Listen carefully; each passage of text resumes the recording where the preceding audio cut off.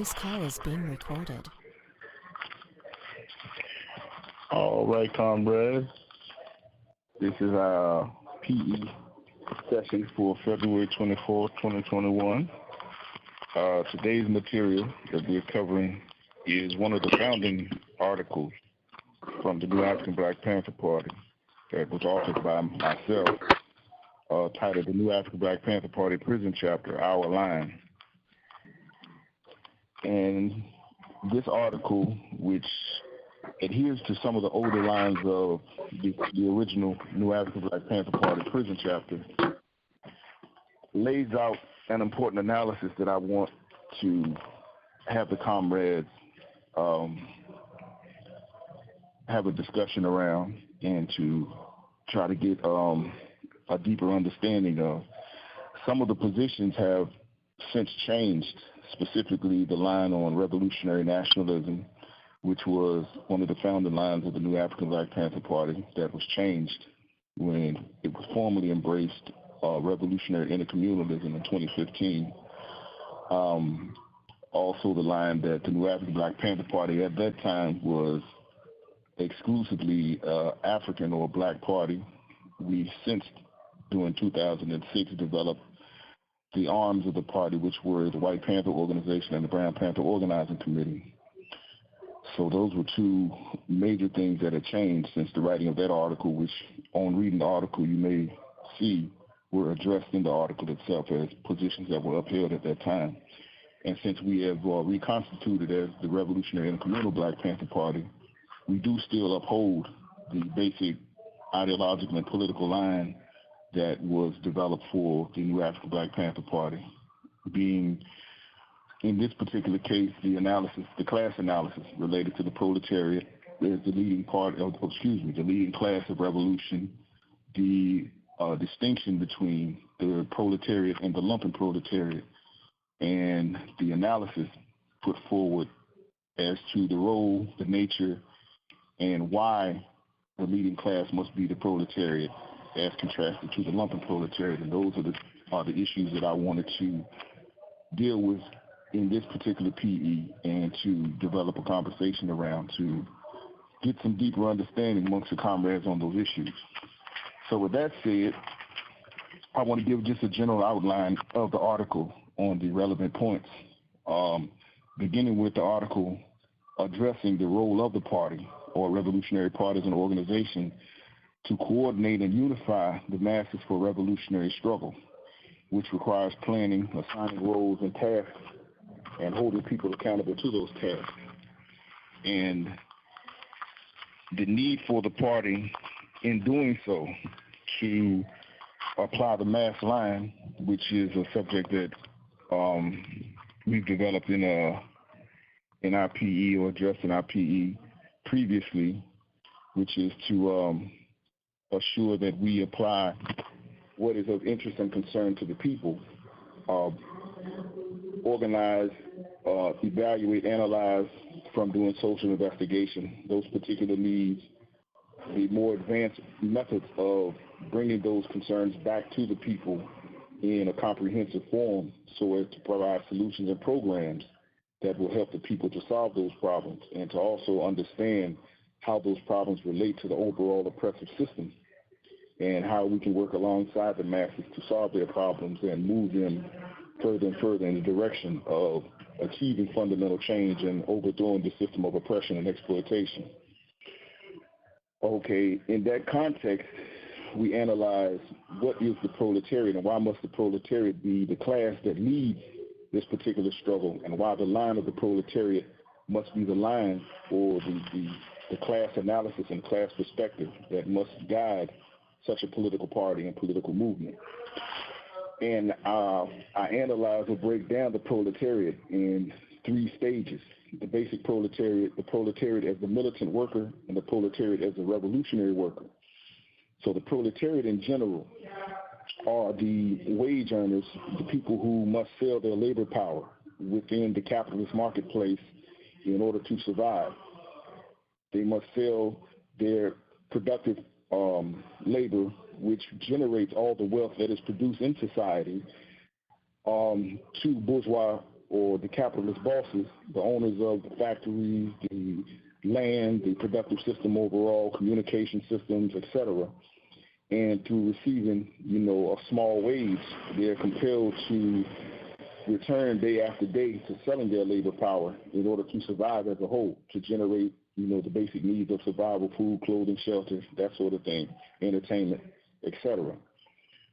So by working day after day in the social environment of the workplace, the proletariat develops a sense of social cohesion, responsibility to a group, working in coordination and cooperation with other people toward the end of providing for basic survival needs. Also, that translates into productive work or reproductive work in the home, in the community, whereby they develop social values, family values, a sense of responsibility to the development of the family, child care, that sort of thing. So the proletariat essentially, as an organic matter, develops a sense of sacrifice, a sense of cooperation, a sense of working within a collective as opposed to being individualistic and self-serving. So these tendencies that develop by working day after day within the environment of the workplace conditions the proletariat to have a sense of, social responsibility and values that render the proletariat the most capable and the most developed as far as achieving or pursuing political objectives toward changing oppressive conditions. Okay, the militant worker, or the proletariat as the militant worker, is the active, the politically active worker in the workplace who stands up to the bosses, who engage in union work, strikes, struggling against, dangerous conditions, struggling to, achieve better pay, just in general, struggling alongside their fellow workers against some of the oppressive, the exploitative conditions that arise within the capitalist workplace. So this is what distinguishes the basic proletariat from the more militant worker, or the proletariat as a militant worker.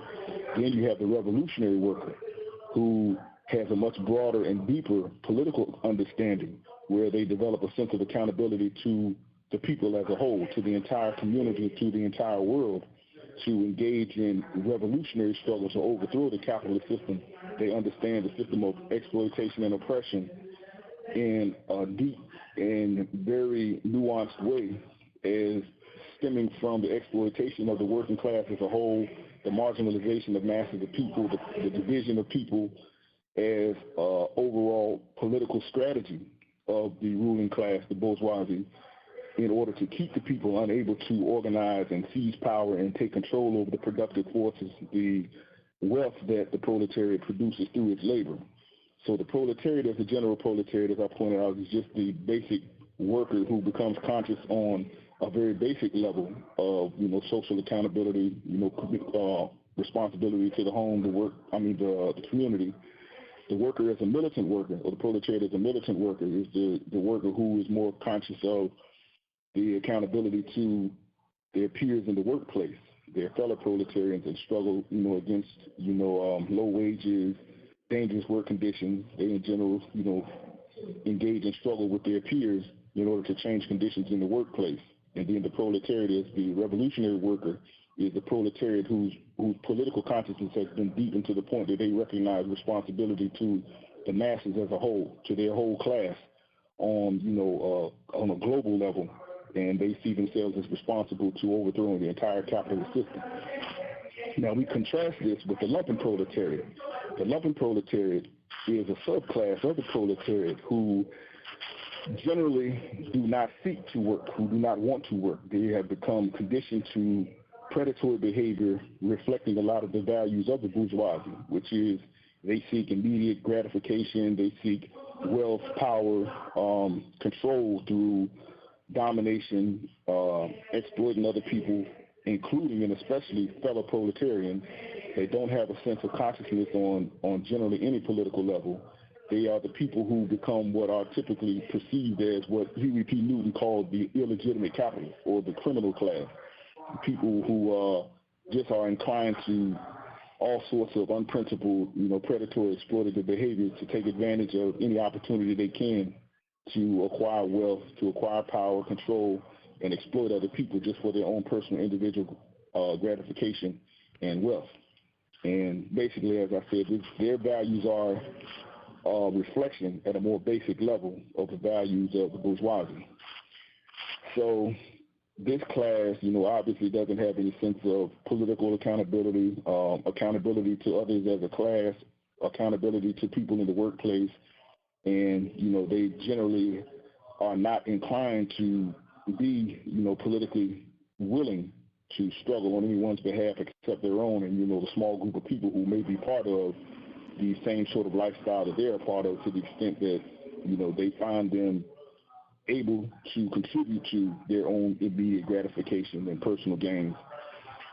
So to add to, or to give a deeper analysis, the role of the revolutionary intercommunalist Black Panther Party is to give or to raise this particular class's lack of political consciousness, lack of political commitment to the level of the proletariat, because we recognize, as has been, realized by, the prior analysts. You have 1 minute remaining. Such as Frantz Fanon, the original Black Panther Party, and others, the lumpen typically are exploited and used by the ruling class as a force of reaction to attack and undermine the struggles of the workers and the proletariat struggle in general, because of their lack of political consciousness and their tendency toward being reactionary. But as Karl Marx recognized, they are capable of, exalted sacrifice and commitment, as well as being capable of, the basest banditry and, the most unprincipled behaviors as well. So it's our responsibility, because of the conditions of reactionary intercommunalism that have created growing masses of lumpen and lumpenized unsecured workers, to raise the consciousness of this subclass so that it becomes an ally of the proletariat, as opposed to remaining in a state of mind where they're easily manipulated. Thank you for using GTL.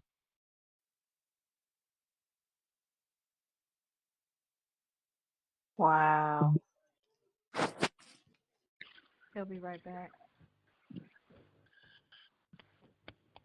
Every time, at the most inopportune moment, she wants to chime in. Exactly. That's what you said. Thank you for using GTL. That's the only way she like to do it. That's how Susan gets down, y'all. For sure. Hey, Comrade Sojourner, do you see Yes. Comrade in the chat? She can't get in because the room is full.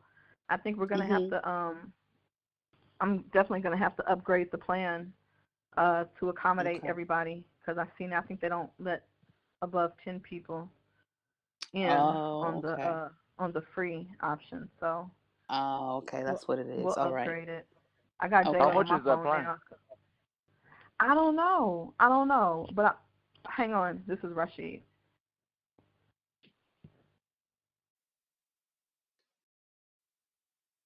Oh, this is a prepaid. This call is from a correction facility and is subject to monitoring and recording. Thank you for using GTL. I'll pass to the people. All power to the people. Okay, so yeah, just generally our goal and our function is to develop the lumpen to the level of becoming proletariat workers and having the political and class consciousness of the revolutionary worker, and leading them with the class analysis and class perspective of the revolutionary worker. All power to the people. So with that said, I'd like to go into a discussion, with the comrades on these key questions and issues of this article, and allow the comrades, to raise any concerns, questions, ideas, or thoughts they have on the subject.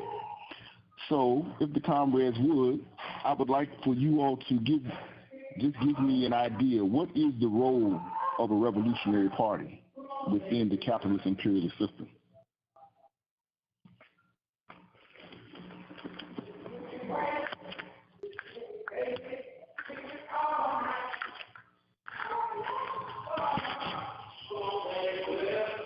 Can you repeat You want me that? to go?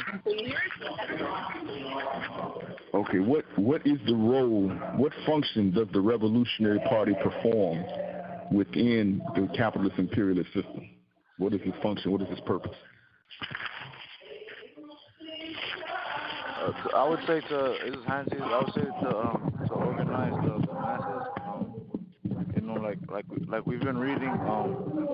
The masses have good and bad ideas. So like the party would consolidate those ideas and synthesize them in a way that where it could like push for radical change, not for only reform.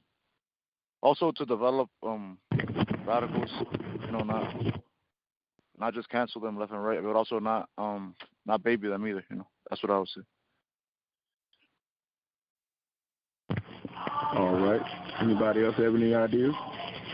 Yeah, I agree with Comrade Hansi that the role of the Revolutionary Party is to lead the masses.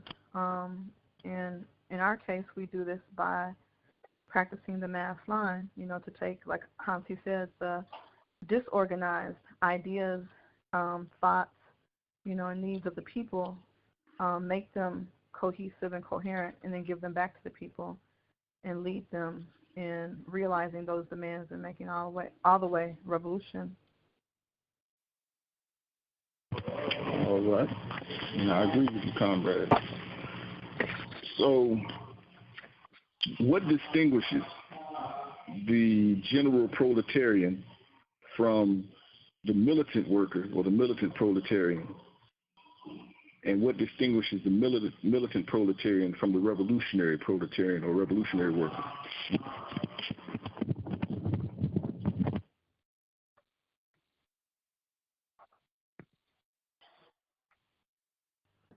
Somebody else want to take a stab at it? This is Shenbi. Maybe the revolutionary worker is armed with like a theory and knowledge of history and like the events around like the material conditions in which they're organizing, whereas the militant comes from more like they may be aware, but they're more they might have more like action-minded goals instead of like, not that the revolutionary worker doesn't, but I'd say maybe the revolutionary one has like a large theoretical understanding, while the militant one is more maybe emotional slash like goal oriented. I don't know. May I add on to that with my thought? Yeah, go ahead, Congressman. Sure. I wanted to say, for me, the word militant, you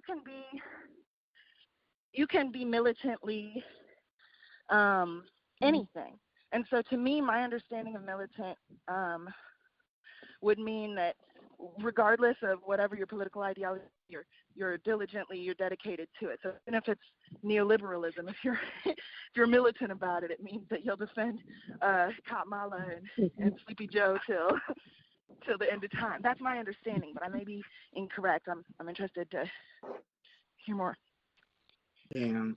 Can y'all hear me? Yep. Oh, okay. I hear you, Congress. My bad. I had to rejoin because I was trying to speak earlier and I couldn't. I don't think y'all could hear me. So I'm my bad if I'm repeating what anybody said. But are we still trying to answer that question? Okay, go ahead, Congress. All right.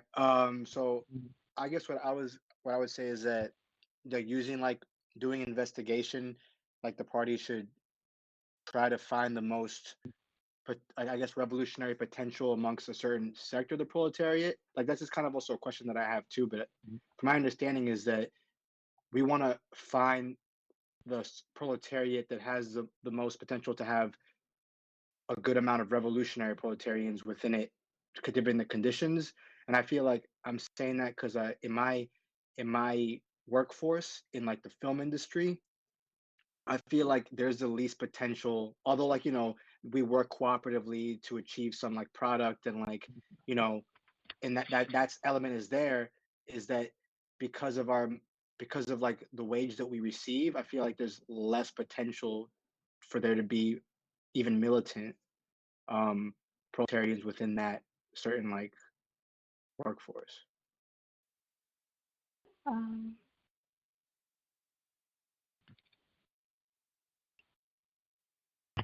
Okay.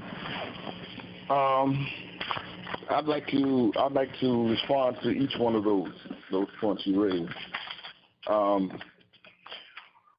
With respect to the idea that we should find the most advanced workers, actually the role of the Revolutionary Party is to develop the workers to become revolutionary, because in general the masses will never spontaneously become revolutionary. The revolutionary line has to actually be taught. We have to educate, organize, and agitate amongst the masses to raise their consciousness to the revolutionary level, which is kind of a question that has existed, for quite some time in the advanced capitalist countries like America.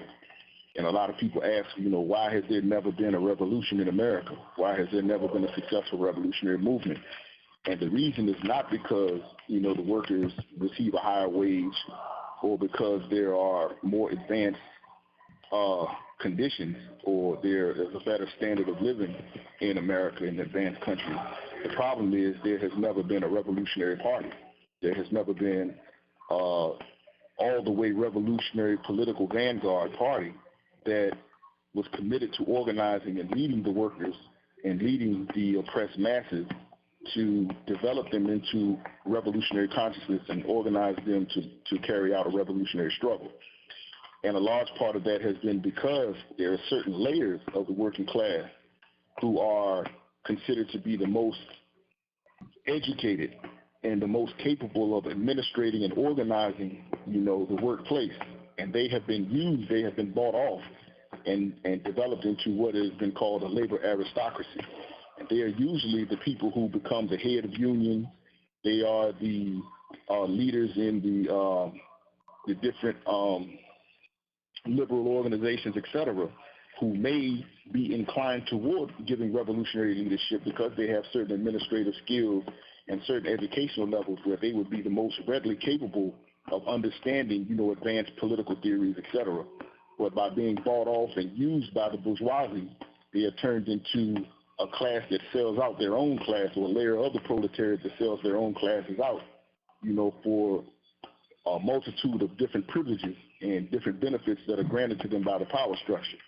And these are the layers that have sold out the union movement and have sold out the parties who aspire to be revolutionary parties. And this is why there has never been a revolutionary movement, a successful revolutionary movement and struggle within these developed countries. And it kind of answers the question of what the role of revolutionary and the Revolutionary Party is. Without a revolutionary leadership, the masses are never going to become spontaneously revolutionary. So by attacking the head, as Mao, was known to commonly point out, when revolution fails, it's the fault of the vanguard party, not the masses. So when the vanguard party is stripped of a revolutionary leadership and it develops a leadership whose interests are allied with the bourgeoisie, then that's the movement that you're going to have, a movement that serves the interests of the bourgeoisie, not the workers. So I just wanted to point that out as kind of an answer to what our role is as a revolutionary leadership. It's not to find revolutionary or find advanced elements of the working class, but it's actually to lead and organize them to become conscious at the level of a revolutionary and class consciousness. As far as the distinction between the general proletarian, the militant proletariat or the militant worker, and the revolutionary worker, this is actually a distinction that I kind of laid out and hadn't previously been made by others analyzing the proletariat. And it kind of gives within the dialectical or an analysis based on dialectical materialism how the proletariat breaks down at three stages. One is the unconscious worker. That's the basic proletariat. They're a worker, they are a wage laborer, but they are not conscious.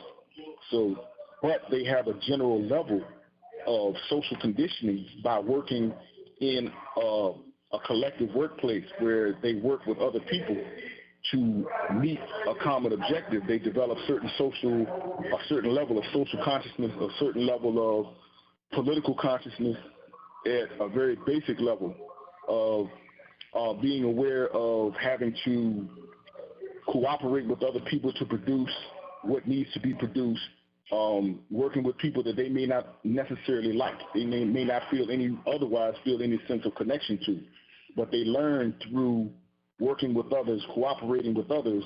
Only by doing that are they able to solve problems, to work out practical solutions, to meet certain needs, that sort of thing. So through the practice of working with other people in a social environment, they learn just at a very basic level the need of cooperation with people who may not necessarily be part of their immediate family or circle of people they particularly like or are devoted to, that they need to rely and work with other people to solve problems.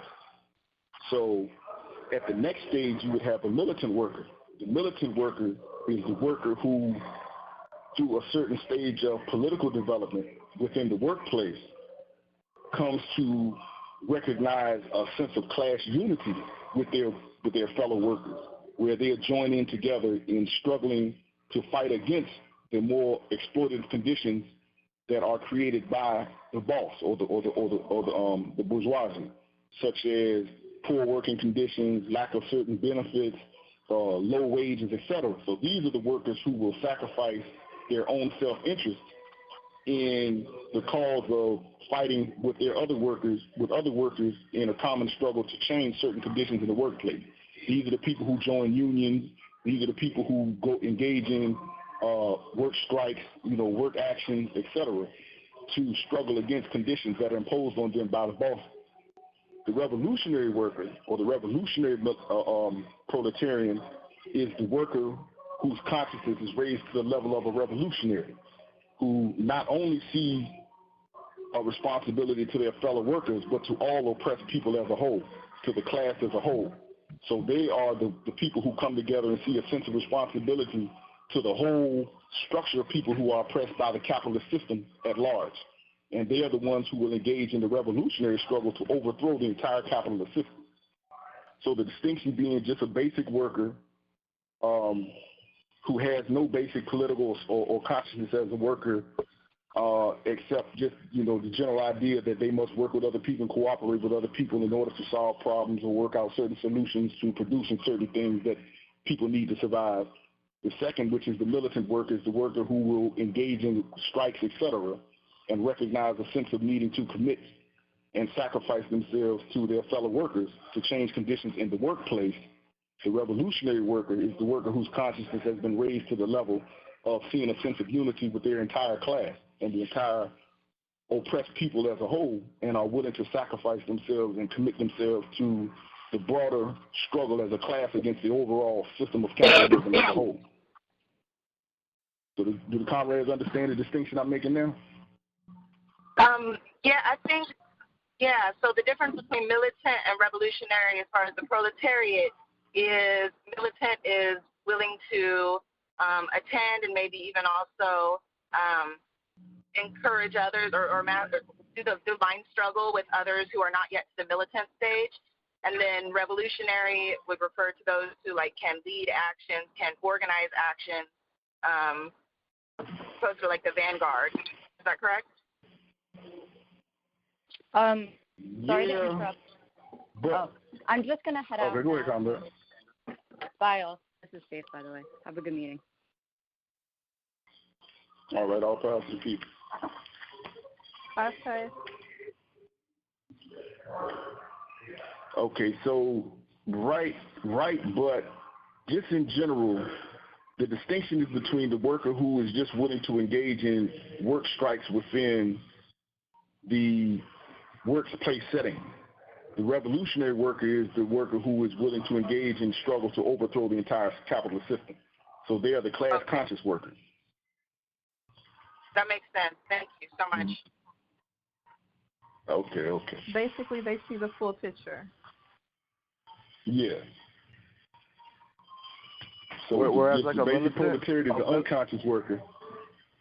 Say again, Howard. Sorry, I was gonna say so a militant worker could be somewhat conscious, but not not actually believe like in revolution, right? Yeah, exactly. So they recognize the need to change conditions within the workplace, maybe for better wages or to, develop certain safety protocols or improve safety conditions in the general industry that they work in or the workplace they work in, but they're not conscious of the entire class system, the oppression of capitalism, the capitalist class versus the proletariat. So it's just a different level of political consciousness and social consciousness. It's interesting because you see sometimes like people that sorry, I was gonna say it's interesting because sometimes you see like people that they identify with radical politics, but they're just doing like promoting that like reformism and labor. I see that like with like Marxist Leninists sometimes. Okay, and those, by and large, those are workers who, if they are proletarians. Now, the distinction is you have a lot of petty bourgeois individuals who develop that line, but it's not often that you have people who are proletariat who actually develop that line. So mostly when you develop a conscious proletariat, they become conscious on the level of understanding the need to struggle as a class or alongside other workers to change their conditions. Whereas the petty bourgeoisie, because they are conditioned to individualism and primarily administrative tasks and working in an administrative setting or isolated setting, in an intellectual setting, they will resort to the ultra-leftist line or, the line of just doing things spontaneously on their own or with a small group of people. You follow me? Yeah. Okay, so what distinguishes the lumpen proletariat from the proletariat in general?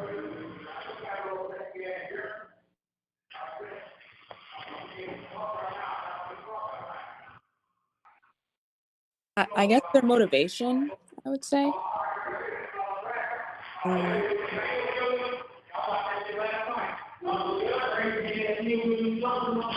Anybody else have any ideas? The lumpen proletariat isn't like directly like connected to like means of production, like they don't go to work, and the regular proletariat does have access to that, like they have a job that they go to every, or that they have, and then that shows up in different ways. You have 1 minute remaining. Yes, that's the basic distinction, between the proletariat and the lumpen, but the lumpen also is a state of mind as well. It's a constant level of unconsciousness. They don't seek work, and they actually prefer to prey on other people. And this is the general criminal class, those who would resort to selling drugs, to pimping, to hustling, gangs, that sort of thing. These are in general the traditional layers of the lumpen proletariat. So they're the more unconscious, the least inclined to see a responsibility to their own class and to other people, and a willingness to, through seeking power and immediate self-gratification, to exploit and oppress and prey on other people. So hold on one second. Let me call right back in. Thank you for using GTL.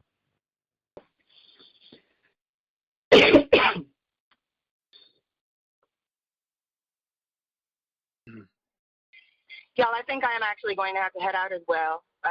Thank you so much. I really get a lot from our chat and these, even if I can't attend everything. I appreciate it. Okay, Jay. All power to the people.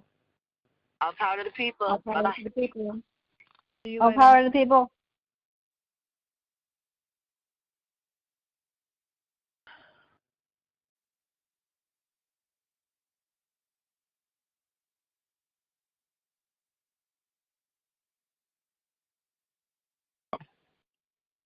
Hello? Yep. Hello. Here. Waiting for Rashid to come back. I'm sorry? Waiting for Rashid to come back. Oh, okay. Yeah, his call ended. All right. Thank you. You're welcome.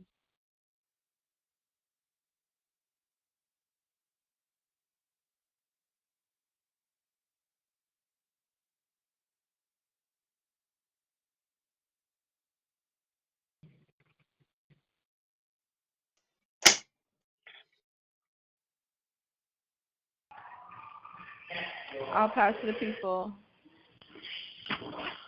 All right, I'm back, comrades. So let's look at, for example, the overall analysis or breakdown of class in the era of capitalism or capitalist imperialism. And I think this will help illustrate or illuminate how these structures work. And I want to be clear on one thing before, I move ahead. I think some comrades or some people may tend to misunderstand that the lumpen is someone who is not wealthy or someone who is poor.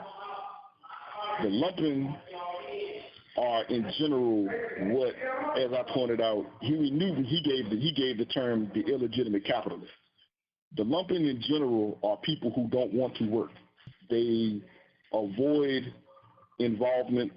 They would prefer to prey on other people, to exploit other people for their own material gain, as opposed to, working, engaging in productive labor, that sort of thing. And these are the people who fall into gangs, as I pointed out, selling drugs, pimping, just in general through what are called, generally recognized socially as criminalistic behavior of trying to gain wealth, inordinate wealth, at the expense of other people. So the lumpen have a particular consciousness, a particular inclination to behave in a certain way socially. And this is what distinguishes them from the proletariat in general. So with that said, it needs to be understood how classes break down in society. In capitalist society, the principal contradiction in capitalist society is between the exploiter, the main exploiter, and the main exploited classes. The main exploiter in capitalist society is the bourgeoisie or the capitalist class. They are the ones who own or claim the right to own factories, the land, the overall productive system. They own and control communication systems. They own and control telecommunications. They are the people who own the industries that control society and that determine the distribution and the production of wealth.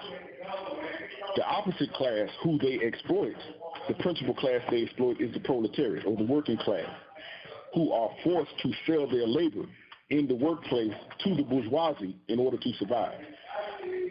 In general, the proletariat are just like an advanced slave class.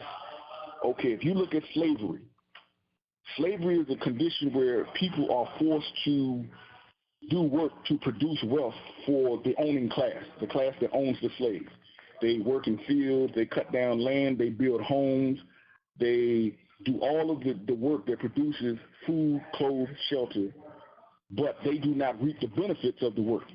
They don't own the land, they don't own the productive systems, the tools that they use, they don't own the seeds, they don't own anything related to what is used by their labor to produce the wealth. And they must give up all the wealth that they produce to the owner, who then can take what they produce and sell it on the market, or sell it however, or trade it, and hoard this surplus as a massive amount of wealth that they use to advance their own interests. The slaves are only given a very small portion of the work or the wealth that their labor produces, a small amount of food. They receive the most mediocre levels of shelter, etc., that their labor produces, in order to just keep them healthy and fit enough to survive, to keep going back to work every day to produce the wealth for the owner. The capitalist system works much the same way. The only difference is, in the slave system, the owner provides the food, the clothing, and the shelter to the slave. In the capitalist system, the boss does not provide the worker with anything except a small wage, which does not come anywhere near the value of the products and the wealth that they produce, but only enough to keep them able to buy what they need to survive and continue to have to come back to the workplace to work every day in order to keep being able to buy what they need to survive. So if they refuse to work, then they will starve, they will freeze, and they will die. So it's a system that's set up to exploit the labor of the people, who are prevented from owning either the tools, the land that they work on to produce social wealth, or from owning the wealth that they produce through their labor. The wealth is appropriated by the capitalist boss who claims the right of ownership. He does no work. He simply administrates the system. He claims the right to own everything that the slave produces, which he sells on the market at its actual value and gets super rich from selling it at its actual value. But he doesn't pay the worker anything but a small wage, which is only a tiny fraction of the actual value of the materials and the products that their labor produces. So that the worker is enslaved to the system. They could not survive without the job. Now, those workers who do struggle to survive without the job are typically the lumpen proletariat. They're the ones who refuse to work, who say, you know what, I'm not going to work, but the only way for them to survive is to prey on other people. So the system is set up, either you become a slave or you prey on other members of your own class. So this is the basic breakdown of how the capitalist ruling class versus the proletariat working class is set up between exploiter and exploited. Now you have subclasses, which the lumpen proletariat is one of. They are a subclass of the proletariat. You have another subclass that exists between the bourgeoisie and the proletariat, which is the petty bourgeoisie or the middle class. They typically work as administrators. They are typically individual workers who perform mental labor. They work in isolated settings. They work pretty much by themselves, and what in their labor function is similar to the proletariat is that they have to sell their labor for a wage. They can only survive by selling themselves or their labor power for a wage. What makes them similar to the bourgeoisie is they only perform intellectual work. They don't engage in actual productive work or productive services where they work in a social environment, a collective environment where they must cooperate with other workers to produce the wealth. So they are more conditioned to being individualistic, toward working in an isolated setting, feeling that their accomplishments are accomplishments that are intellectual and isolated. So they develop a certain mentality and a certain orientation toward interacting with other people that differs from the way the proletariat is conditioned. And they receive a higher wage because of having a higher intellectual or a higher function as an intellectual administrator than the typical proletariat receives. So they have a sense of identifying with the bourgeoisie and wanting to aspire toward achieving the full role of the bourgeoisie, which is as a boss, as a high-level administrator, that sort of thing. So does this kind of explain to the comrades how the class relations in capitalist society breaks down so that we understand how the bourgeoisie, the proletariat fit into the system of exploiter and exploited?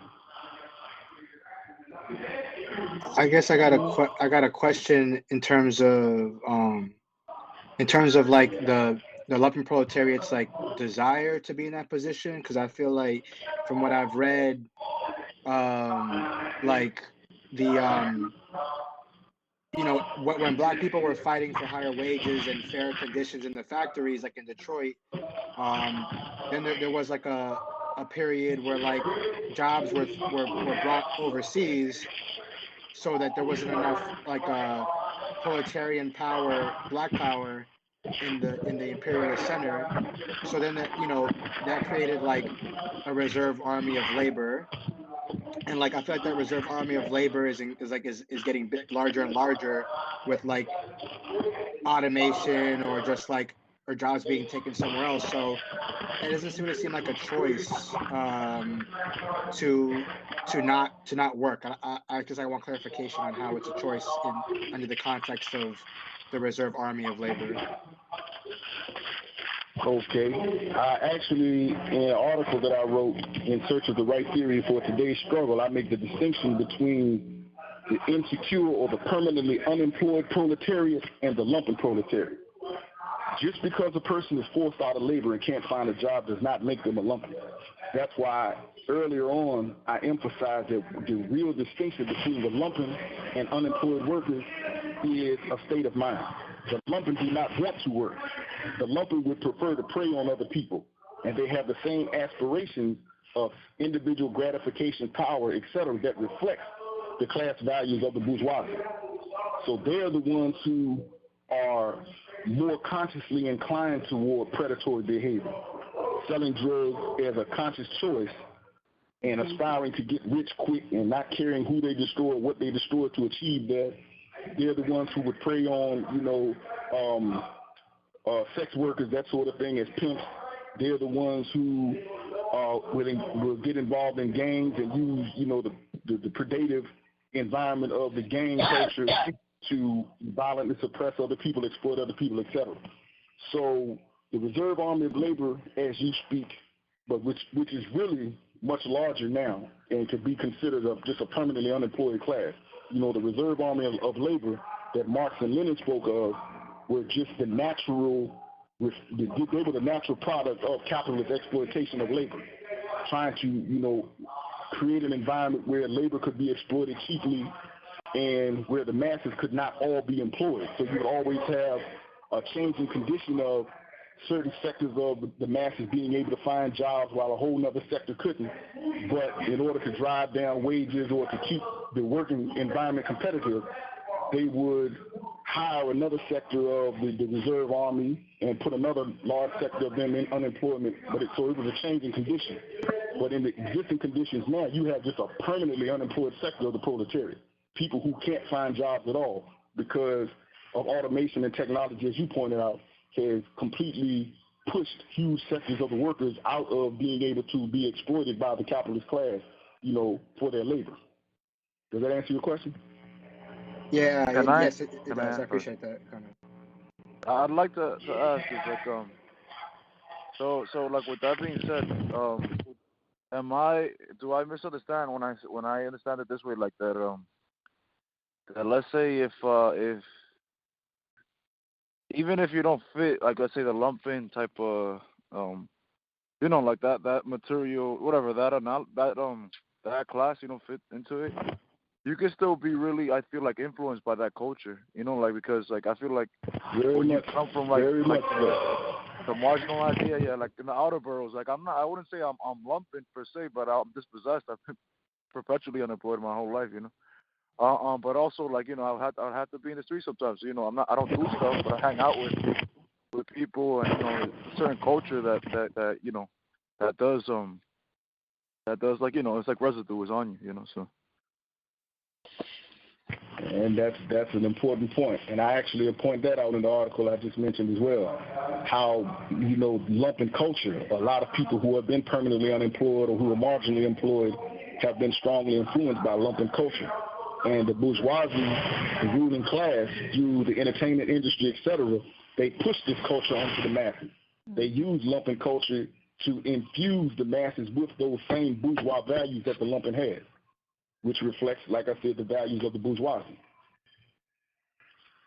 I'll link that article, comrade. It's in the chat for any who's interested. Okay, so I have a question. Oh, yeah, go ahead, comrade. The Lumpen is only folks who have like the predatory mindset, but like what about? And that's it. Like, what about folks who have like felonies or whatever, and they end up like selling drugs or doing whatever to make money? Like, they don't necessarily, like a lot of people don't necessarily want to prey on people. They just are doing those things because it's the only kind of work that they can find or can do. So is it like just the mentality? It's a combination of both. You have lumpenized workers. You have lumpenized. You actually have lumpenized petty bourgeois people who have the values of the lumpen because they've been culturally influenced to engage in lumpen behavior. The lumpen, as the distinction would be, the pure lumpen are those who prey on people and do this consciously. So there are those people who are forced to engage in lumpen practice to survive, but they have not been thoroughly lumpenized. They may, in some instances, the pure lumpen may flow in and out of labor. Then in some cases, the proletariat may flow in and out of lumpen behavior. You follow me? But the pure lumpen, yes, is the people who, in general, do not aspire toward proletarian accomplishments. They don't want to work. They prefer to exploit and prey on other people, and they choose this lifestyle as a choice, and consciously so. And if they did have an opportunity to work, by and large, they probably would not, accept, productive labor. They would rather try to get rich quick. And I just say that leads me to this question that I had that basically like cause there's a lot of people I'm speaking from being somebody from uptown New York, like that is just like they could get offered certain jobs and certain labor, but they don't take it because they don't see. Many times they don't want to work because it's just like it's just stressful, like working for them. And maybe they're immigrants, so they don't know the language too. But it's also like the stresses of like the superstructures, or maybe like white supremacy and stuff like that. But so like let's say if you're because so the main thing is that you're capitalizing on infringing on somebody else's like labor, right? Or somebody else's, like, say the people who's working, like but what about people that like how like the right wing people say they're mooching off the government, right? They just take services, like let's just take like funds off the government, and then is that lumpen per se, or because I don't think that's problematic, I feel like I'm just saying it could be, but I'm saying like it's also like these people don't find good jobs, so it's just poverty, and it's just like a cycle, Yeah, those would be just permanently unemployed workers, etc. If their agenda is not by and large to just get rich or try to accomplish power, control, wealth through preying on other people, then in general you won't say that the social relations of the lumpen practice have fully internalize the values of the lumpen condition. So you could say that they're lumpen, but not fully lumpenized, where they have fully internalized the predatory mindset of the lumpen, like the capitalist class per se has fully internalized its values to get rich at everyone else's expense and not give a shit about who they destroy, or they're only selective in their concerns given, political agendas or what would be the most profitable approach to seeking to carry out certain industrial goals depending on what industry they're trying to seek wealth from or produce or generate their wealth through. So it's a class it's a class tendency that is consciousness as well as social practice. I get it. Okay. Thank you. Okay. So go ahead, Comrade. So, dialectically address situations where I guess you see like the growing legalization of weed in this country, and it now gaining almost a stance in the production of labor and or the means of production, I should say, where you have states like Colorado where the business is fully flourishing, and like it's creating actual jobs where you have almost a lumpen element being turned into a proletarian element.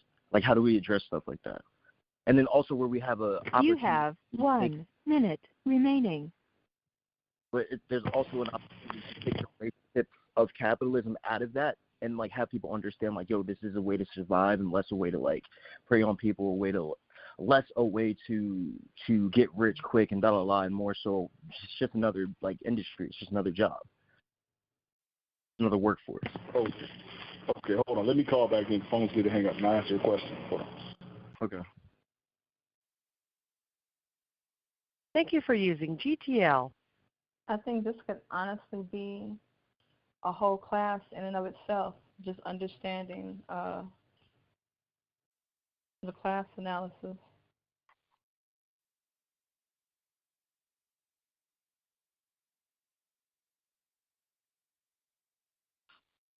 Yeah, you can see how intricate it is by all the questions we got. It is. It's like, yeah, it's very intricate. Now it's like because developed. It's not only like that cute, like, you know what I'm saying? Like, let's say, like, not in the reason not say, because I haven't read Marx, but, it's not only like an urban proletariat, it's like a lot of stuff. So, like, a lot of overlap, Right.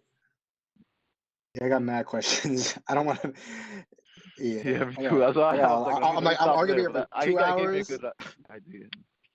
This is a prepaid debit call from. This call is from a correction facility and is subject to monitoring and recording. Thank you for using GTL. Hello. All power to the people.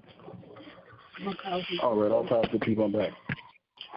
All right, in response to that question has a number of contradictions in it to kind of open a can of worms. Okay, just given the general context, where something that was previously criminalized has been legalized, and then it creates a structure where people can engage in it or participate in it as workers that operates within a given industry or a given sector of the market. It's indeed a proletarian condition. If there is ownership by a bourgeoisie, ownership of the productive process of the land, the factories, whatever is used to generate marijuana production, if it's owned by someone who monopolizes the trade or corporations or what have you, and then it employs people to do most of the manual labor, where they receive only a wage in return, and they generally have no control over the production process. They don't own or have any, stake in the ownership of the factory, the tools, the fields, etc.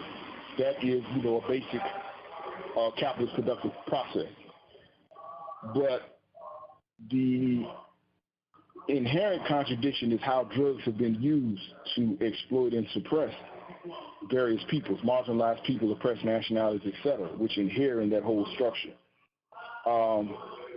So there's a contradiction in, I guess, how the process has been used. When marijuana was first outlawed, it was racism was used to do it. They characterized weed smokers as Mexicans who were criminals and rapists and this sort of thing. If you go back to Anslinger, who was the one who, yeah, blacks too. But I mean, it was primarily started, by saying that it was a drug being brought in by Mexicans, and it was focused on, the Mexican community. Then, it spread to being stigmatized as a black drug, etc. But there are the inherent contradictions in how drugs have been used to oppress marginalized communities, how they've been used to exploit marginalized communities, destabilize our communities, generate an environment of infighting, internal disruption and destruction, and division. So there's that internal contradiction, but within the general context of how you explained it, comrade, yes, that is a system that has been converted into, a capitalist work structure, where if you have a bourgeoisie, if you have a certain group of people who own the process, own the factories, own the land, own the tools, etc., employ other people to do the work that only receive a wage, and yes, you have a capitalist structure that's been set up, and a genuine proletariat who is doing all the work, and a bourgeoisie who owns the overall productive system. So, the question: what happens if there's a revolutionary force behind that? Because at that point, it's the field. I'm sorry, you started breaking up. I can't understand you breaking up. I think we're on the same line, so I think it might be a little staticky. Okay, go ahead. I hear you now. Okay. Basically, what I was asking is, what happens when? Well, you say that if there's a petty bourgeois force behind it, then it becomes a capitalist enterprise. What happens if there's a revolutionary force behind it, and on top of it, we change? Well, we sort of rectify all of the damage that the laws against the industry have done to people, in the sense where comrades that are getting out of jail now have a place to get a job where they're not permanently unemployed, and it's in a field that they're already familiar with. You have a chance to also offer political education to your workers. You also have an opportunity to not only name the prices of your products and whatnot, blah blah blah, but you also have the opportunity to pay your workers fairly, because if you get the land, you can grow as much food as you want, and you can charge whatever you want. You can charge as little as you want. you can pay your workers as much as you want because it's a brand new industry. So there's no rule set right now, you know. The only way to revolutionize it is to collectivize it. Okay. Well, not where you would have a small group who own and control it that pay other people to do the work. Mm-hmm. To make it a revolutionary process, it would require, collective ownership and the owners sharing in the work. So basically like a trapper's. Say again? You were breaking up again. Sorry. I said basically like a trapper's union.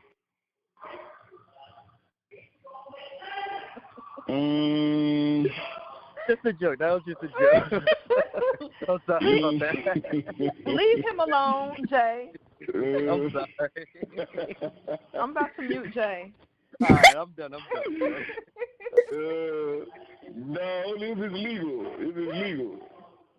So if it's a legalized industry, then no, it wouldn't be like a trappers union. He said a trappers union.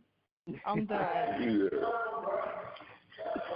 But does that answer your question, though, comrade? Absolutely. Thank you for that. Okay. So with that said, and the distinction between the lumpen proletariat and the proletariat, do comrades understand why the lumpen could not be seen as the potential vanguard or leading class of a revolutionary struggle or movement? Absolutely. Yep, I got it. I had to ask a little bit of questions, but I got it. Yeah, same. And that they can't be counted on. They're a vacillating predatory force. Exactly.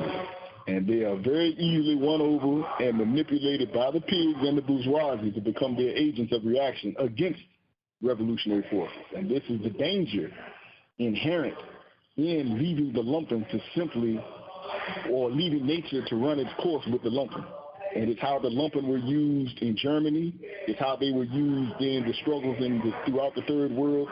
And that's actually a case that Frantz Fanon was speaking to. Frantz Fanon was like one of the first Marxists who really analyzed the role of the lumpen and how the lumpen developed and had been manipulated against Third World revolutionary struggles, specifically national liberation struggles.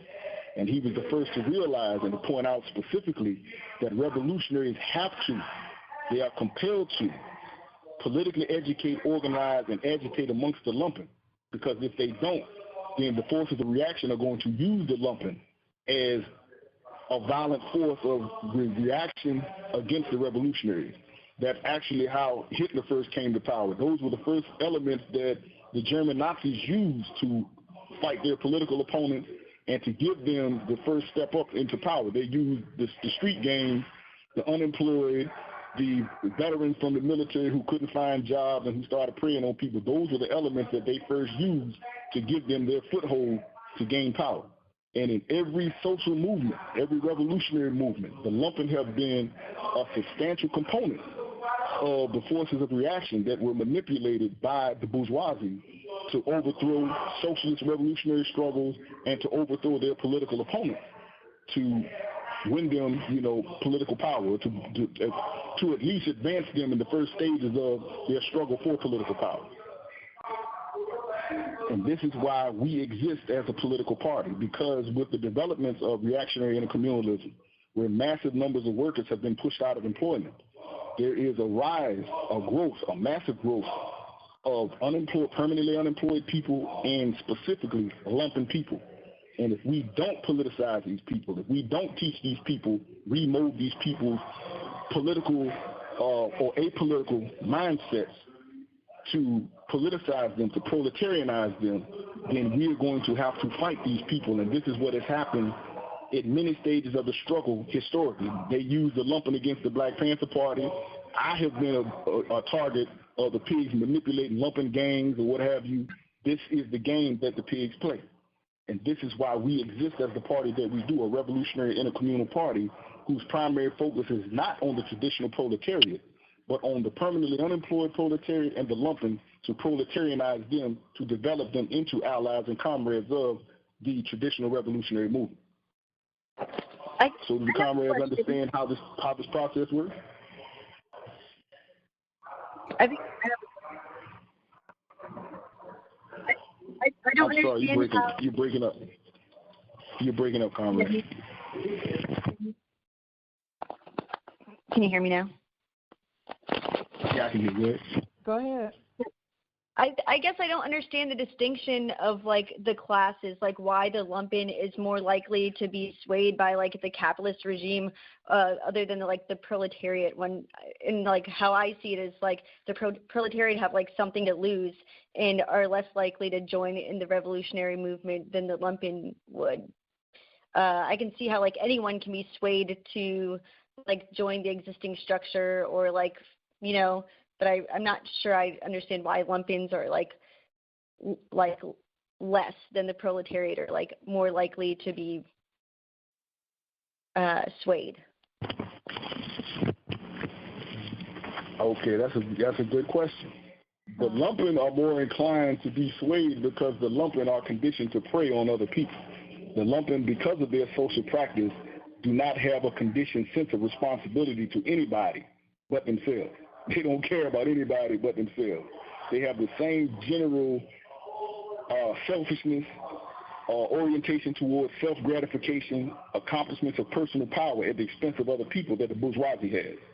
They have almost fully internalized the class values of the bourgeoisie, whereas the proletariat, who is conditioned to having a sense of social consciousness and responsibility to other people, they have a conditioned understanding of the need to work together, and especially if they are politically educated, they have a conditioned sense of responsibility to other people, the family, workers, their class, etc., where they are willing to sacrifice and struggle against a system that exploits them, exploits their labor, and when they really become conscious, just like with slaves, when slaves become conscious that you actually don't need the slave owner. The slave owner has indoctrinated you, brainwashed you into believing you depend on them to survive, that they are the source of the food that you eat, they are the source of the shelter you have, they are the source of the clothes on your back, when actually your labor is what produces all of that for them and your own, whereas they only hand you down crumbs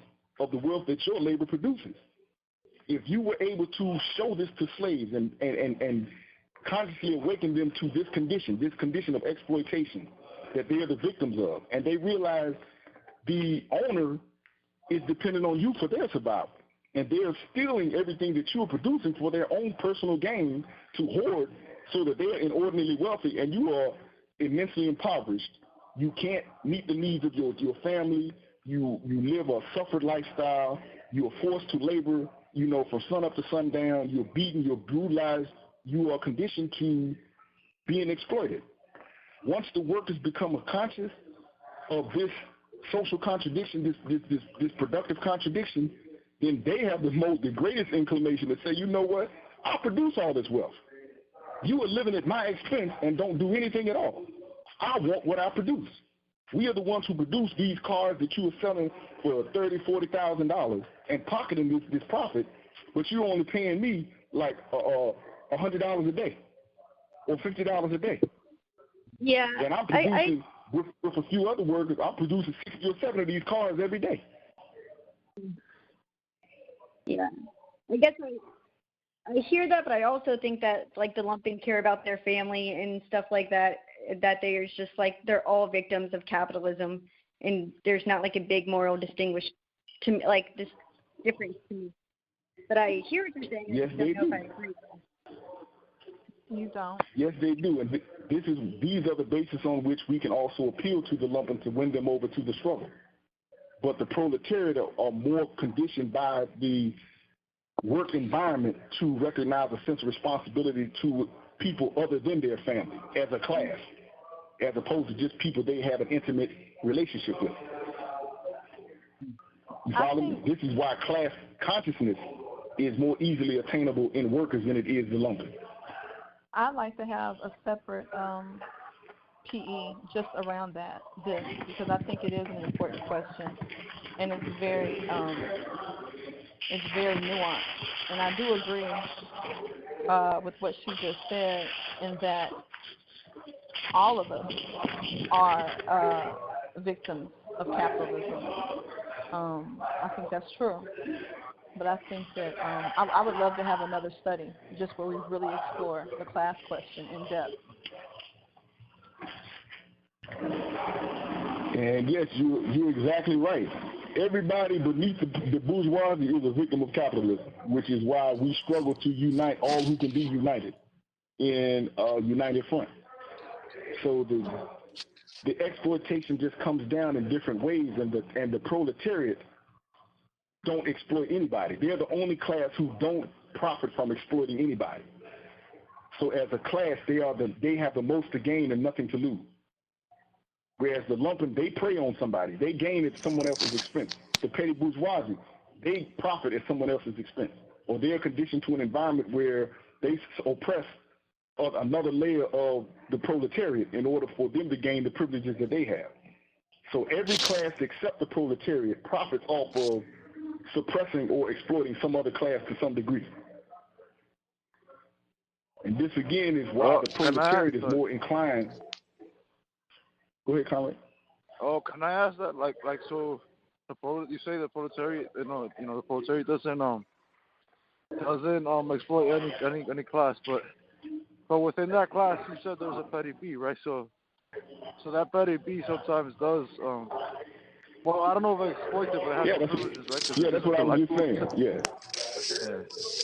Yeah, I was just saying that the petty bourgeoisie, they exploit another layer of people. The petty bourgeoisie are not the proletariat. They are a class between the bourgeoisie and the proletariat. I got it. So they basically take on the intellectual administrative role of the bourgeoisie, but they also must sell their labor power for a wage like the proletariat. That's why they are a middling class between the bourgeoisie and the proletariat. So they share the class values of both classes, or they vacillate between them. They are literally a middle class. I see.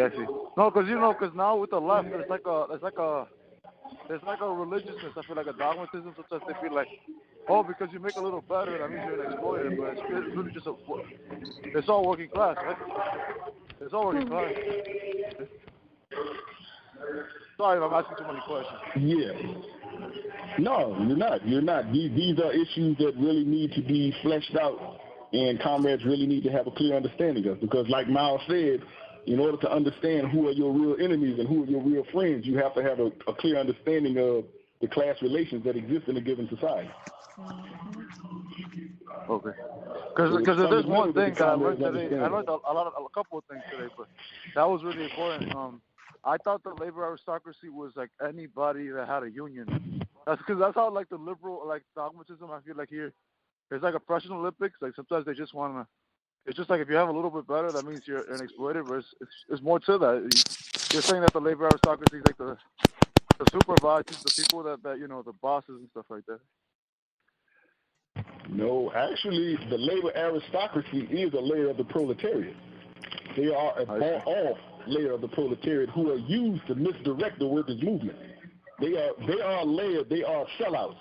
They are typically, when you look at the unions that exist today, they are the ones who are the head of the union, who interact with the bosses, who are given certain privileges to collaborate with the bosses at the expense of the workers. That's why they're called a labor aristocracy. Would that not then make them of the workers. Petty bourgeois? No, they are actually proletarian. They are privileged. Like Lenin said, the labor aristocracy is bought off in 1,000 ways. They're given all sorts of benefits. It's not necessarily financial benefits. Some just by having the authority to tell others what to do will sell out to the capitalist bosses. Right. Yep. And sell out the interests of the workers in the union. You have 1 minute remaining. They are the sellouts within the workers' movements, the workers' parties, etc. They are how the bourgeoisie has prevented proletarian revolutionary parties from developing in the advanced capitalist country. They are the ones who are placed in positions of leadership in the unions and in the parties that are supposed to be workers' parties. That's the labor aristocracy. But you got these third worlders who fabricate the labor aristocracy and attribute it to all white people. And black people too in the first world. Yeah, all first world people.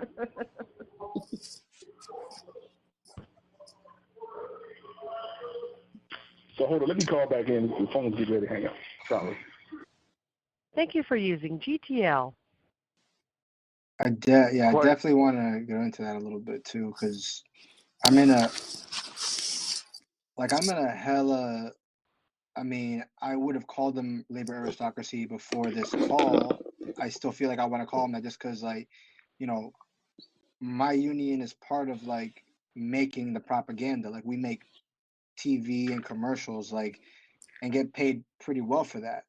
And I've been trying to organize in that union for a minute with my fellow like union members, and there are big real barriers in our material lives that like what like I mean, I'm not saying that if I can't do it, it can't be done, but like to get my union to strike with garbage workers, like that's an unimaginable thing for my union that has very good health care.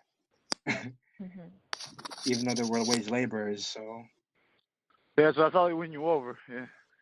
Yeah, it's just like. Because I always say, like my mom, for example, I live with my mom, and I live off her, you know, because I'm professionally unemployed. But like, she works in, you know, she has that union, 1199, you know, because she works uptown in the hospital. And even the way, so if you look at what they do, that union, they send pamphlets. They were promoting Hillary Clinton and everything, you know, like when she was like in the election. So that's how you can see it's not really radical. You know? Okay, I'm back.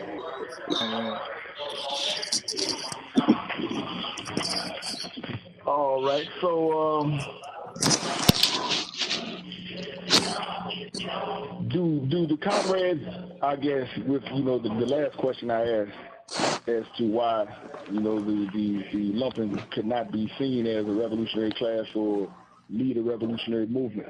So do the comrades understand why it's imperative that there be almost a focused political organization that is oriented toward developing or proletarianizing the lumpen and the permanently unemployed who are lumpenized or influenced by lumpen subculture? Do the comrades understand why this is important in particularly the way societies have developed today? Yes. Can you hear me? Yeah, we can hear I you. can hear you, comrade. Okay. This is the part of that we're focusing on, like the lumpen proletariat, or I guess we've kind of dissected that term a lot, but why the lumpen proletariat is more likely to like snitch or collaborate with like cops or whatever, and the need for like a vanguard to prevent against this. And I feel like that kind of goes against a lot of my observations on the ground, where I have seen more often than not like workers' parties or vanguard parties in on the street level have actually more often than not collaborated with the cops, snitched on people in the like for the purposes of a supposed like unity of action. Where I've seen most of the work, at least this summer, and like all the way back to like Ferguson for all the uprisings that were happening there, a lot of the organization, class consciousness or social consciousness being raised was being done in decentralized, like decentralized affinity groups or through assemblies. So I'm still kind of confused, and maybe I just disagree that a vanguard is necessary to raise consciousness of people when I've seen it actually weaponized against people mobilizing in the streets, and actually it's quite the opposite of people who are workers who are identified as proletarians collaborate. Who is this? Who is this on the Lily. call? Lily. Okay. Okay, to respond to that, comrade, let's look at this. The spontaneous organizing that you are describing, none of it has been oriented toward revolutionary goals. And if you notice, it has all been co-opted by the power structure by and large, simply by putting forth community policing or electing democratic political leadership, or by co-opted organizations like Black Lives Matter, Central Leadership, etc. A vanguard party is necessary to give people revolutionary consciousness. Oh, go ahead, comrade. But those yeah, I agree, have been co-opted. That's not like the spontaneous organizing. And I wouldn't even call it spontaneous organizing, because a lot, not spontaneous, it's organized. It's just organized in a decentralized way that then appears to be spontaneous. But I agree that a lot of the stuff that happened was spontaneous. It was unorganized, just being done in a decentralized way. And then you have these grifters and cupcakers that have glommed on to the movement and in many ways betrayed those like principles of abolition. Well, I would again point out that there are no revolutionary parties in America. So these organizations, again, as I mentioned earlier, that have operated under the banner of being workers' parties, etc., were either petty bourgeois or organizations controlled by a labor aristocracy. So they were controlled by elements who collaborated with the police anyway, or shared to a greater or lesser extent the class values of the bourgeoisie. So they weren't genuinely oriented toward the masses anyway. They didn't apply the mass line. They were not oriented toward carrying out the struggle to overthrow the oppressive system.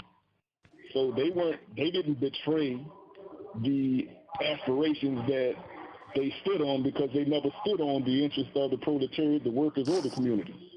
They were opportunists, and by and large, class allies of the ruling class.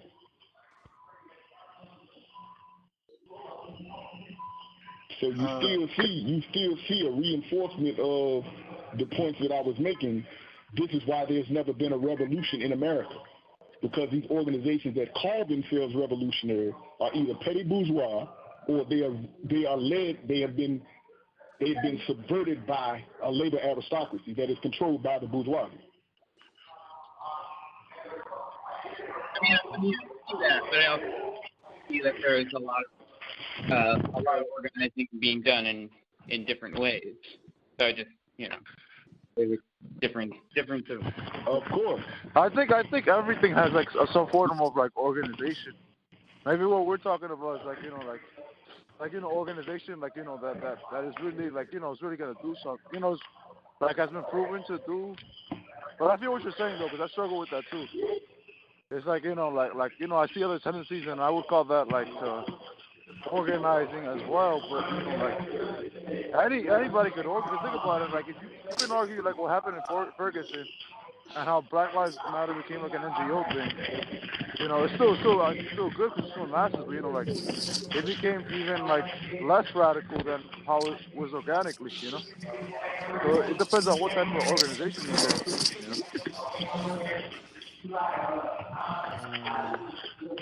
And not just that, but a lot of local, isolated, what you call decentralized, but isolated local organizing is not going to, and has not ever overthrown an oppressive system, and has not gained any real leverage against the oppressive system. In fact, the pigs prefer localized, decentralized organizing because it's the easiest to suppress. It's the easiest to control. But when you have a movement that's coordinated, that is strategically organized to pursue common agendas in a step-by-step process moving toward overthrowing the system, then you have a totally different dynamic and you have a totally different balance of power. In the prison system, I see this all the time.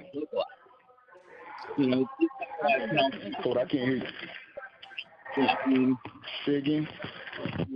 Well, I guess I agree with that if that was the case, but I feel like when I'm saying a decentralized organizing structure, I don't mean that it's not in any way connected with a broader movement. Quite the opposite. It's just decentralized in the modes and organizations, but not necessarily that they're not linked up with broader groups. And I've seen mostly the decentralized organizing on the ground being not local, but being like localized, but connected to a broader movement.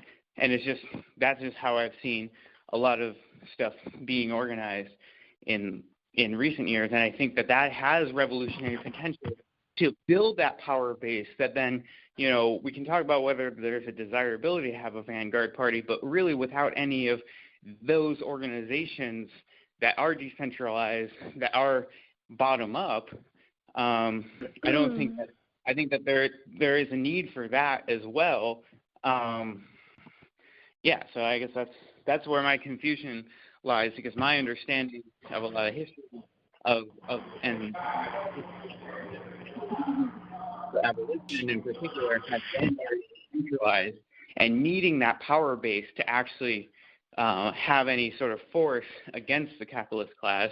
But I think that's been being done in organizing on the ground. So I think that there's kind of a false distinction between a centralized vanguard leadership and decentralized organization. I think you can see both as mutually reinforcing each other if you want to, or you can kind of see them as two parts of divergent paths. But I think in any case, those methods are still necessary.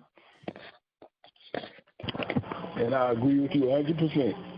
I thought you were making the argument that there is no need for a vanguard, and the vanguard has proven to betray the masses. You are in fact correct that the movement, the struggles at go ahead.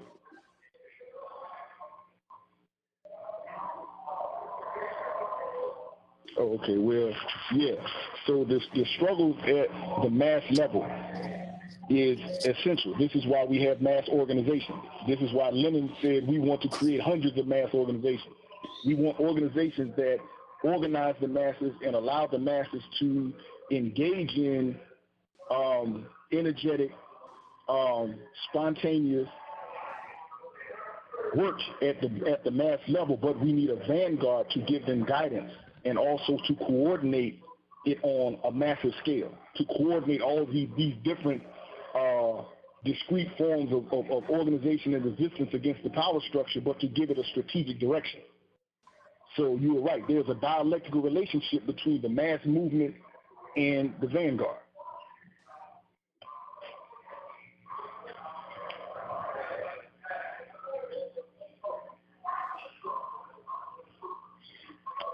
You follow me, comrade?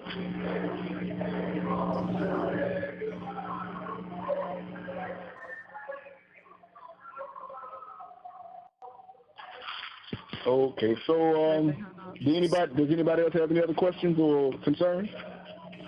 Yeah, I had one more question, and maybe clarification. Like, okay, we're focusing on like the Reserve Army of Labor, like those kind of sectors, and like I guess I'm thinking about like, I remember, I forgot where I read it, but Mao was like talking about organizing the peasants that have like the least to lose, like the lower peasants, not like the landowning peasants, even though they were both peasants. But like, I guess, should it also be our task to identify which sector of the proletariat cannot be co-opted into the system? Like I say that because I read this article that was talking about how like those who are dispossessed by capital and are currently being like moved around and circulated because of capital's flow are the ones that are most likely to vote. Like I know we're not like finding them, we're making like the revolutionary proletariat, but just like in terms of like first uniting with those sectors who cannot instantly be bought out just because a dollar wage or dollar increase would be just enough for them to back out, but like like undocumented people who cannot be integrated into the capitalist system with reform, are they who we should be focusing on, like with more effort? Well, they fall into the base that we are seeking to organize, which are the permanently unemployed, the unsecurely unemployed, and the lumpen. So they actually fall into the category of people that we are basing ourselves amongst, as opposed to the traditional Revolutionary Communist Party, whose focus would be workers at the point of production. Right. Okay. Yeah, that makes sense. Can I just say that? Have anything else? Can I just say? I just wanted to say that I think some of us, like we struggle because it's like we mentioned, like there hasn't been really like a revolutionary party in this country. So when there's been a lot of like contradictions, of co-optation and stuff like that. But like so then some people like I struggle with that. It's not like I'm gonna give up on it, but sometimes you get thoughts like, damn, is that ever gonna work? But that's why we got to keep at it, and I think that's why some people stay with the anarchist tendency because they're like it's never worked, So we just got to make something new. But it's like we just got to keep working to make it better. You know what I'm saying? I definitely some people think don't get it, and then some people just don't unite, and that's fine too. Everyone's not going to unite, but I would hope that we wouldn't seek to disrupt other people's organization and activities. Yeah. I do think that's like a common about like anarchy. So there can't be a party or organization like in like Rojava. There's like the PKK that is like like was a party, and then they're like an anarchist state that exists currently, and like that there isn't like a separation. I think it just depends on people working together and like open working together, not like. Yeah, that's the objective of creating a united front. So if you go back and look at the Russian Revolution, if you look at the Chinese Revolution, there were always a struggle for, especially against imperialism. There was a struggle to ally or develop alliances, a united front with all those who were opposed to the imperialist system and the ruling class. Whether your orientation was liberal, whether you were anarchist, what have you, there was always a struggle by the communists to develop an alliance with and create a united front amongst all who had a contradiction with the oppressive system.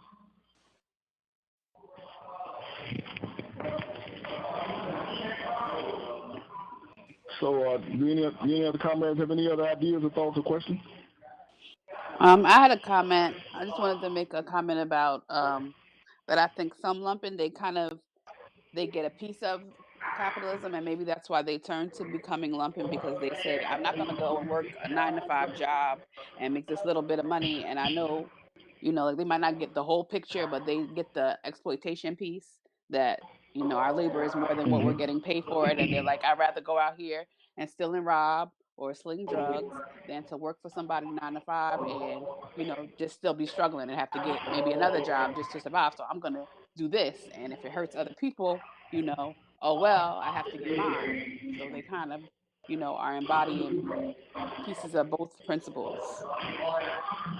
So in saying that, what is the way that you think is like best to approach the lumpen in trying to give them PE and things like that to bring them around? And create programs that will show them how to solve problems in the community collectively and meet the social needs collectively. So that's an important observation, and that's part of what our whole political strategy is about, is to take these comrades at various stages of consciousness or unconsciousness and win them over to the struggle. Those people already have a foot in the door of political consciousness, recognizing that the system is exploitative. Now they have to understand why they shouldn't adopt the same exploitative values as the bourgeoisie, and how working collectively with their own class, their own mother class, which is the proletariat, or using collective serve the people programs, how they can meet their own social needs and the needs of the community at large, so that they become servants of the community as opposed to predators.